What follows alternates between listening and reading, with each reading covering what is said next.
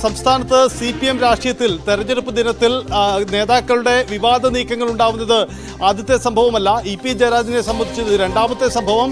ഒപ്പം നേരത്തെ VS അച്യുതാനന്ദൻ്റെ അടക്കമുള്ള അനുഭവങ്ങൾ നമുക്കറിയാം. ഇപ്പോൾ EP ജയരാജൻ്റെ ഇന്ന് പുറത്തിറങ്ങാൻ പോകുന്ന ആത്മകഥയിലെ പരാമർശങ്ങളാണ് പാർട്ടിയെ വിട്ടിലാക്കാൻ പോകുന്നത്.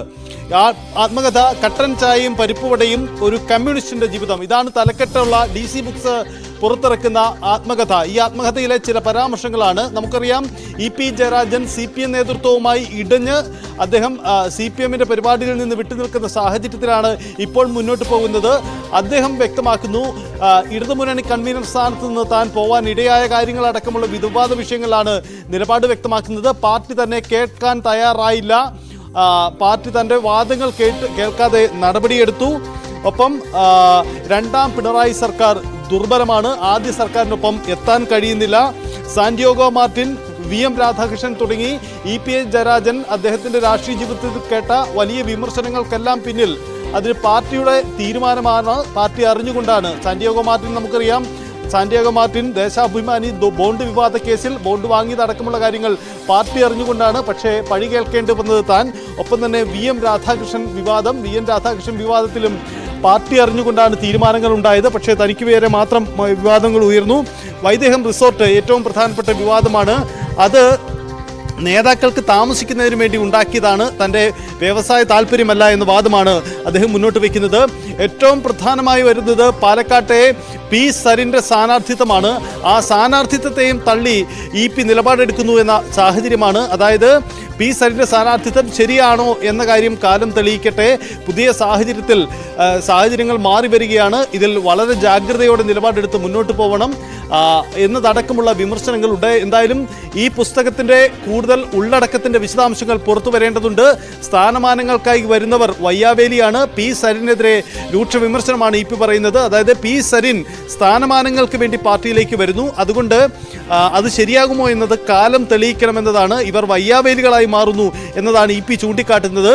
പാലക്കാട് രാഷ്ട്രീയ ചിത്രത്തിൽ ഇത്ര വലിയ പോരാട്ടം നടക്കുന്നതിനിടയിലാണ് EP ജയരാജന്റെ പുസ്തകം, ഈ പരാമർശങ്ങൾ ചർച്ചയാകേണ്ടി വരുന്നു എന്നതാണ് CPM വലിയ പ്രതിസന്ധിയിലേക്ക്. കഴിഞ്ഞ നിയമസഭാ തെരഞ്ഞെടുപ്പിന്, ലോക്സഭാ തെരഞ്ഞെടുപ്പ് തൊട്ട് മുൻപാണ് പ്രകാശ് ജാവദേക്കറുമായുള്ള കൂടിക്കാഴ്ചയിൽ പാർട്ടിയുടെ അസംതൃപ്തി ഉണ്ടായിട്ടും വിശദീകരണവുമായി ജയരാജൻ വരുന്നത് അത് എത്രത്തോളം ആ പാർട്ടിയെ പ്രതിസന്ധിയിലാക്കിയെന്നും വലിയ പരാജയത്തിലേക്ക് എത്തിക്കുന്നതിൽ ഒരു ഘടകമായി എന്നും വിലയിരുത്തതൊക്കെ നമ്മൾ കണ്ടതാണ്. ജയരാജനെ LDF കൺവീനർ സ്ഥാനത്ത് നിന്ന് മാറ്റിയതും നമ്മൾ കണ്ടതാണ്. ഏറ്റവും ഒടുവിൽ ഒരു തെരഞ്ഞെടുപ്പിന്റെ ദിവസം തന്നെ ഇങ്ങനെ ചില വിശദാംശങ്ങൾ പുറത്തു വരിക എന്ന് പറയുമ്പോൾ കൃത്യമായ ലക്ഷ്യം ജയരാജനുണ്ട് എന്ന് വേണം കരുതാൻ. ഈ സരിന്റെ സ്ഥാനാർത്ഥിയൊക്കെ പാർട്ടി പ്രവർത്തകർ പല വിധത്തിൽ ചോദ്യം ചെയ്യുമ്പോഴും അതുമായി ബന്ധപ്പെട്ട് രണ്ട് തട്ടിൽ ഉള്ള ചർച്ചകൾ നടക്കുമ്പോഴും ഒക്കെയാണ് വളരെ പ്രധാനപ്പെട്ട ഒരു നേതാവ്, ഒരു ഉത്തമ കമ്മ്യൂണിസ്റ്റുകാരനെന്ന് എല്ലാവരും വിശേഷിപ്പിച്ചിരുന്ന ഒരു നേതാവ് ഇത്തരത്തിൽ പരാമർശങ്ങൾ, ആത്മകഥയിൽ കാര്യങ്ങളുമായി വരുന്നത് എന്നത് ചെറിയ കാര്യമല്ലല്ലോ. വിവാദ റിസോർട്ട് അടക്കമുള്ള കാര്യങ്ങൾ പരാമർശിക്കുകയാണ്, നേതാക്കൾക്കായി നിർമ്മിച്ചു എന്ന് പറയുന്ന സൈത്ത്. യെസ്, അതാണ് രഞ്ജിത്ത്. ഏറ്റവും പുതിയതായ ഒരു കാര്യം കൂടി ഇതിൽ EP ജയരാജൻ ഇങ്ങനെ ഒരു പുസ്തകമേ ഇല്ല എന്ന നിലപാടെടുക്കുകയാണ് സൈത്ത്. രഞ്ജിത്ത്, EP ജയരാജൻ ഈ വാർത്ത നിഷേധിക്കുകയാണ്. പുസ്തകം പൂർത്തിയായിട്ടില്ല.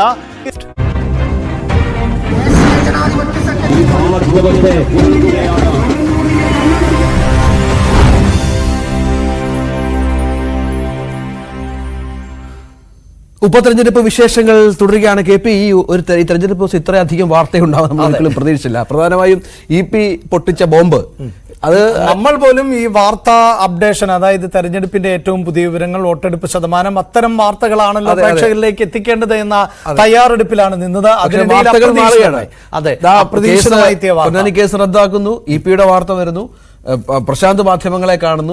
വലിയ വലിയ വാർത്തകൾ ഇങ്ങനെ സംഭവിക്കുകയാണ്. പക്ഷെ നമുക്ക് തെരഞ്ഞെടുപ്പിനെ മറക്കാനാവില്ല, കാരണം വളരെ പ്രധാനപ്പെട്ട 2 ഉപതെരഞ്ഞെടുപ്പുകളാണ് നടക്കുന്നത്. നമുക്ക് ആ തെരഞ്ഞെടുപ്പ് വാർത്തകളും ഏറ്റവും പുതിയ അപ്ഡേഷനും ഒക്കെ ആയി എത്താം. അതിനു മുമ്പ് ഇന്നത്തെ ഈ പറഞ്ഞ പ്രധാനപ്പെട്ട തലക്കെട്ടുകൾ കൂടി.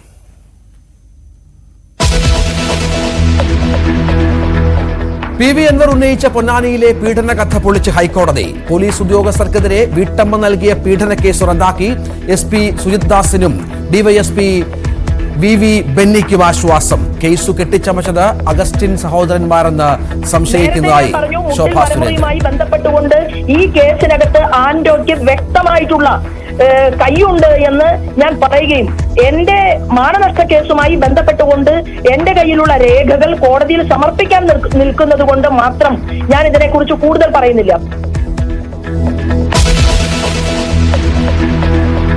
തെരഞ്ഞെടുപ്പ് ദിവസം വീണ്ടും ബോംബിട്ട ഇ പി ജയരാജൻ. പുറത്തുവരാത്ത ആത്മകഥയുടെ മുഖചിത്രവും താളുകളും പുറത്ത്.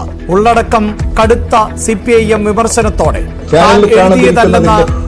നിഷേധിച്ച് ഇ പി.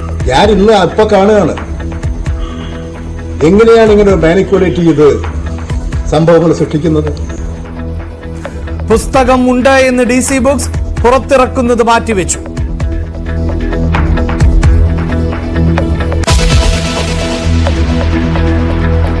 ഇ പിയുടെ വാക്കുകളിൽ വിശ്വാസമെന്ന് MV ഗോവിന്ദൻ.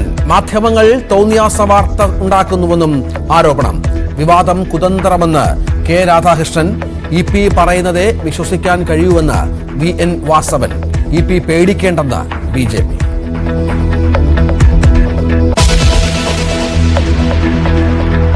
ചേലക്കരയിലും വയനാട്ടിലും മികച്ച പോളിംഗ്. വയനാട്ടിലും ചേലക്കരയിലും 29% കഴിഞ്ഞു. വിജയപ്രതീക്ഷ പങ്കുവെച്ച് സ്ഥാനാർത്ഥികൾ.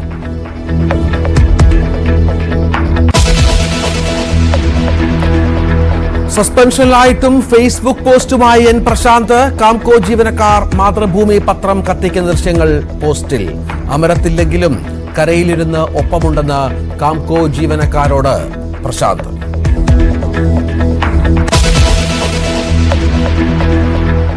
ജാർഖണ്ഡിൽ പോളിംഗ് പുരോഗമിക്കുന്നു. ആദ്യഘട്ടത്തിൽ വിധിയെഴുതുന്നത് 43 മണ്ഡലങ്ങൾ. മുൻ മുഖ്യമന്ത്രി ചമ്പോയ് സോറൻ അടക്കമുള്ളവരുടെ മണ്ഡലങ്ങളിലും വോട്ടെടുപ്പ്.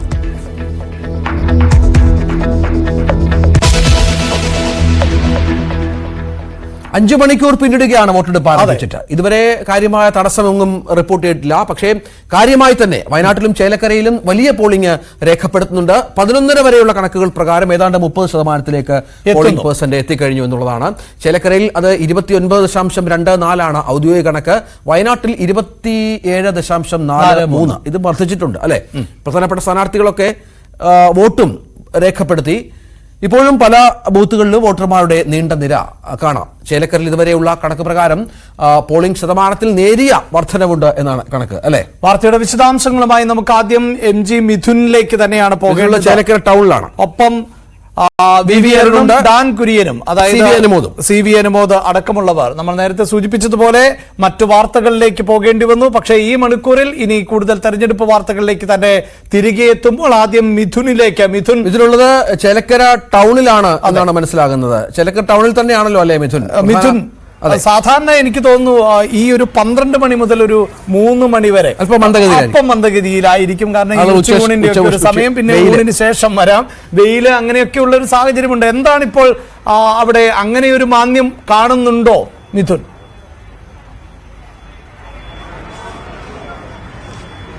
അഭിലാഷ്, എന്താണ് സംഭവിക്കുന്നതെന്ന് അറിയില്ല. അതായത് രാവിലെ മുതൽ തന്നെ 6 മണി മുതൽ തന്നെ, അങ്ങനെ തന്നെ നമ്മൾ എടുത്തു പറയേണ്ടിയിരിക്കുന്നു, രാവിലെ 6 മണി മുതൽ തന്നെ ആളുകൾ ഇവിടേക്ക് എല്ലാ ബൂത്തുകളിലും 180 ബൂത്തുകളിലും ഒരേപോലെ തന്നെ വലിയ രീതിയിലുള്ള ഒരു ജനക്കൂട്ടം നമുക്ക് കാണാൻ സാധിക്കുന്നു. വലിയ ക്യൂ കാണാൻ സാധിക്കുന്നു. ഞാനിപ്പോൾ ഉള്ളത് ഈ ചേലക്കരയിലെ LFGHS സ്കൂളിന് മുമ്പിലാണ്. ഇവിടെ 3 ബൂത്തുകളുണ്ട്. 3 ബൂത്തുകളിൽ ഒന്ന് പിങ്ക് ബൂത്താണ്. ഈ ഒരു മണ്ഡലത്തിലെ ഏക പിങ്ക് ബൂത്താണ്. ഇവിടെയൊക്കെ തന്നെ നമുക്ക് വലിയ രീതിയിലുള്ള ഒരു തിരക്ക് അനുഭവപ്പെടുന്നുണ്ട്. അത്തരത്തിൽ ആളുകൾ വന്നുകൊണ്ടിരിക്കുന്നു. രാവിലെ നമ്മൾ വിചാരിച്ചിരുന്നത് ഒരുപക്ഷെ ജോലിക്കും മറ്റുമൊക്കെയായി പോകുന്നതുകൊണ്ട് രാവിലെ തന്നെ വോട്ട് ചെയ്ത് മടങ്ങാം എന്നുള്ളൊരു ചിന്തയോട് കൂടിയായിരിക്കും ആളുകൾ എത്തിയത്. അതിനുശേഷം ഒരു തിരക്ക് കുറവായിരിക്കുമെന്ന് നമ്മൾ പ്രതീക്ഷിച്ചിരുന്നു. പക്ഷേ ഇപ്പോൾ കാര്യങ്ങൾ അങ്ങനെയല്ല. വരും മണിക്കൂറുകളിലെല്ലാം തന്നെ ഇത്തരത്തിൽ വലിയ രീതിയിൽ ഒരു ജനക്കൂട്ടം നമുക്ക് ദൃശ്യമാവുകയും ചെയ്യുന്നു. അത്തരത്തിൽ കൂടുതൽ ആളുകൾ പോളിംഗ് രംഗത്തേക്ക് വരുന്നു. സാധാരണഗതിയിൽ ഉപതെരഞ്ഞെടുപ്പൊക്കെ കാണുമ്പോൾ പോളിംഗ് ശതമാനത്തിൽ നേരിയ കുറവൊക്കെ സംഭവിക്കാറുണ്ട്. പക്ഷേ ഇതങ്ങനെയല്ല എന്നുള്ളത് തന്നെയാണ്. കഴിഞ്ഞ തവണത്തെ അപേക്ഷിച്ച് ആദ്യ 5 മണിക്കൂർ പിന്നിടുമ്പോൾ 30%-അടുത്തേക്ക് പോളിംഗ് ശതമാനം ഉയർന്നിരിക്കുന്നു. ഇതിപ്പോൾ നമുക്ക് ഔദ്യോഗികമായി PRയുടെ കണക്ക് പ്രകാരം 29.24 എന്നുള്ളത് 11:30 വരെയുള്ള ടൈമിലുള്ള പോളിംഗ് ശതമാനമാണ്. ഇപ്പോൾ 12 മണി കഴിഞ്ഞിരിക്കുന്നു. അല്പസമയത്തിനകം തന്നെ പുതിയ അപ്ഡേഷനിലേക്ക് വരും. അതൊരു 32-ലേക്ക് കൂടി എത്തും എന്നുള്ളതാണ് നമുക്ക് മനസ്സിലാക്കാൻ സാധിക്കുന്നത്. അങ്ങനെ ഉയർന്നൊരു പോളിംഗ് ശതമാനത്തിലേക്ക് കാര്യങ്ങൾ പോവുകയും ചെയ്യുന്നു എന്നുള്ളത് തന്നെയാണ്. അതുകൊണ്ട് തന്നെ ഈ നേരത്തെ മുൻകാലങ്ങളിലൊക്കെ നമുക്കറിയാം പോളിംഗ് ശതമാനം ഉയർന്നാൽ അത് ഏത് പാർട്ടിക്കാണ് അനുകൂലമായി വരാറുള്ളത് എന്നൊക്കെയുള്ള ഒരു സൂചനയെങ്കിലും നമുക്ക് ലഭ്യമായിരുന്നെങ്കിൽ പിന്നെ പുതിയ കണക്കുകൾ വെച്ചിട്ട് ഈ പോളിംഗ് ശതമാനത്തിന്റെ വർധനവ് അത് ഏത് പാർട്ടിക്ക് അല്ലേ അങ്ങനെ അത് ഒരു കാലഘട്ടത്തിൽ ഒരു കാലഘട്ടത്തിൽ കൂടി നിന്നാൽ അത് യുഡിഎഫിന് കുറഞ്ഞാൽ LDF അതിന്റെ കണക്കെന്ന് പറഞ്ഞാൽ LDFന്റെ അടിസ്ഥാന വോട്ടുകൾ അവിടെ വീഴും, വിരുദ്ധ വോട്ടുകളാണ് UDFിലേക്ക് പോവുക എന്നായിരുന്നു. പക്ഷെ ഇപ്പോ ഈ ഭരണവിരുദ്ധ വികാരത്തിന്റെ സൂചനയാണോ അതോ അവിടുത്തെ ഇടത് സ്ഥാനാർത്ഥിയോടുള്ള ആഭിമുഖ്യമാണോ? കാരണം അദ്ദേഹത്തോട് പ്രിയമുള്ള ഒരുപാട് ആളുകൾ അവിടെയുണ്ട്, ആ വരവാണോ? ഒപ്പം BJP സ്ഥാനാർത്ഥിയും അവിടുത്തെ പ്രധാനപ്പെട്ട കക്ഷിയാണ്. BJP 40,000 വരെ വോട്ട് ഉയർത്തും എന്നതാണ് ഇത്തവണത്തെ അവകാശം. 10,000 വോട്ട് കൂടുതൽ 4,000 വോട്ടുകൾ ഉണ്ടായിരുന്നു കഴിഞ്ഞത്. 10,000 വോട്ട് കൂടുതൽ ചേർത്തിട്ടുമുണ്ട് അവിടെ. ആ വോട്ട് ചെയ്യുന്ന ആളുകൾ അവരുടെ ഒരു വരവാണോ എന്താന്നുള്ളത് വ്യക്തമാകേണ്ടതുണ്ട് അല്ലേ മിഥുൻ? നമുക്കതിലൊരു കൃത്യമായ കാര്യങ്ങൾ പറയാൻ ആകില്ല ഇപ്പോൾ.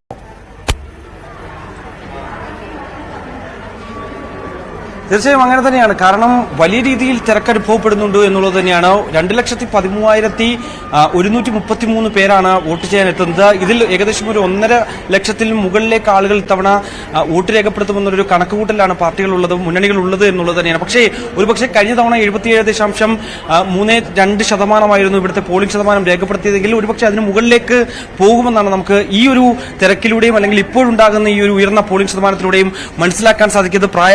പ്രായമേറിയ ആളുകൾ ഉൾപ്പെടെയുള്ളവർ ഇവിടേക്ക് വന്ന് വോട്ട് രേഖപ്പെടുത്തുന്നു. പല ബൂത്തുകളിലും നമുക്കത് കാണാൻ സാധിക്കുന്നുള്ളൂ എന്നുള്ളത് തന്നെയാണ്. ഒരുപക്ഷെ അത് ഇത്തരത്തിൽ നേരത്തെ രജിത് സൂചിപ്പിച്ചപ്പോൾ തന്നെ ഭരണവിരുദ്ധ വികാരം കൊണ്ടാണോ, ഇത്തരത്തിൽ മാറ്റം ആവശ്യപ്പെട്ടുകൊണ്ടാണോ ഇത്തരത്തിൽ വോട്ട് രേഖപ്പെടുത്താൻ എത്തുന്നത് എന്നുള്ളത് കാര്യം നമുക്ക് വ്യക്തമാകേണ്ടത്. എന്തായാലും അങ്ങനെയൊക്കെ നോക്കുകയാണെങ്കിൽ പോലും തന്നെ ജനങ്ങൾ ഈ ഉപതെരഞ്ഞെടുപ്പിനെ ഏറ്റെടുക്കുന്നു. അതായത് നമ്മൾ ആദ്യമൊക്കെ പറഞ്ഞിരുന്നു പ്രതിപക്ഷ പാർട്ടികളൊക്കെ ഉന്നയിച്ചത് അടിച്ചേൽപ്പിച്ച ഒരു ഉപതെരഞ്ഞെടുപ്പാണ് എന്ന് പറഞ്ഞിരുന്നു. പക്ഷേ അതൊന്നും മുഖവിലക്കെടുക്കാത്ത രീതിയിൽ ഈ ഒരു ഉപതെരഞ്ഞെടുപ്പിന് പോൾ ചെയ്യുന്നതിന് വേണ്ടി ആളുകൾ കൂട്ടത്തോടെ എത്തുന്നു എന്നുള്ളത് തന്നെയാണ്. ഞാൻ നിൽക്കുന്ന ഈ സ്കൂളിൽ 3 ബൂത്തുകളാണുള്ളത്. 69, 70, 71 തുടങ്ങിയ 3 ബൂത്തുകളാണുള്ളത്. ഈ 3 ബൂത്തുകളിലും ദൃശ്യമാകുന്നത് വലിയ ഒരു ജനക്കൂട്ടത്തെ തന്നെയാണ്. അത്തരത്തിൽ പോൾ ചെയ്തു പോകുന്നു. ഈ ഒരു ഉച്ച സമയത്ത് 12 മണിയാകുമ്പോഴൊക്കെ തന്നെ നല്ല രീതിയിൽ വെയിലുള്ള സ്ഥലമാണ്.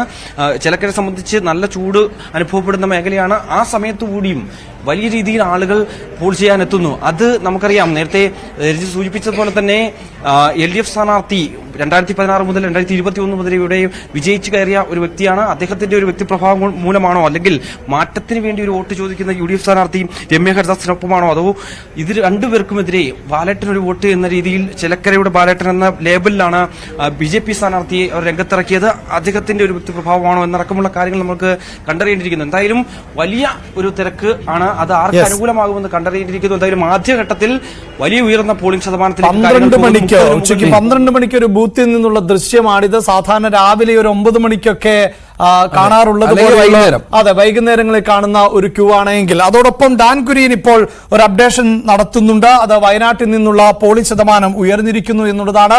ഏറ്റവും ഒടുവിലത്തെ കണക്കുകൾ പ്രകാരം 31.43% പിന്നിട്ടു. അതിൽ ഏറനാട് മികച്ച പോളിംഗ് ആണ് നടന്നുകൊണ്ടിരിക്കുന്നത്. 34.43% എന്നതാണ് ഏറനാട്ടെ പോളിംഗ്. അതോടൊപ്പം ഇതാ ഏറ്റവും പുതിയ കണക്ക് തിരുവമ്പാടിയിൽ 33.5%. നമുക്ക് 12 മണി കഴിഞ്ഞ് 6 മിനിറ്റ് പൂർത്തിയാകുമ്പോഴുള്ള ഒരു കണക്ക് ഇപ്പോൾ VV അരുൺ പങ്കുവെക്കുന്നുണ്ട്. അത് പ്രകാരം ചേലക്കരയിലും വോട്ടിംഗ് ശതമാനം കൂടിയിരിക്കുന്നു. 34.85% ആണ് ഇപ്പോഴത്തെ ഏറ്റവും